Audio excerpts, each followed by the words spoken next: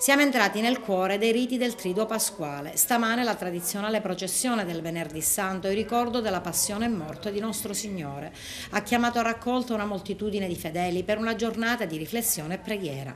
La mattinata si è aperta alle 8 dalla cattedrale, da cui si è snodata la processione, a cui è seguito l'emozionante incontro dinanzi al santuario dell'Addolorata dei simulacri di Gesù appassionato e della Madonna. Questa è una giornata molto importante per la comunità cristiana tutta, ma principalmente per la comunità di Agrigento che è sentita questo Venerdì Santo per poter manifestare quella fede che l'abbiamo ricevuto ma che deve ancora crescere, maturare sempre di più.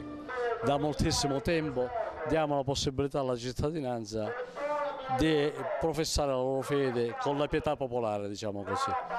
Ci sono molti confratelli?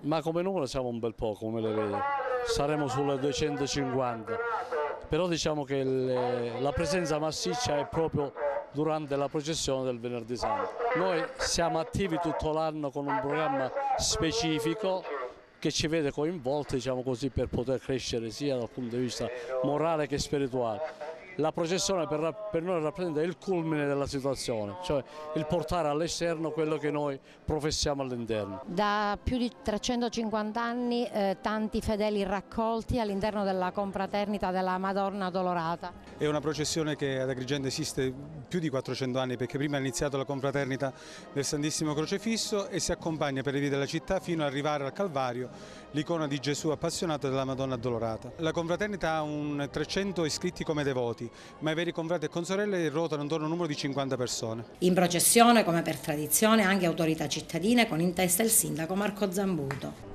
Come ogni anno si rinnova la tradizione della processione del Venerdì Santo, un momento particolare di raccoglimento della collettività. Un momento religioso significativo è quello che chiede ogni fedele, è quello di riuscire a portare la croce che purtroppo ognuno ha nella nostra vita, i problemi economici, i problemi familiari, i problemi di lavoro. Ognuno ogni giorno porta una propria croce. Ecco, quello di chiedere al Signore di darci la forza di saperla portare e tenere questa croce, nella consapevolezza che la vita dell'uomo è fatta dal momento della morte ma dal momento della resurrezione, dalla Pasqua di Resurrezione.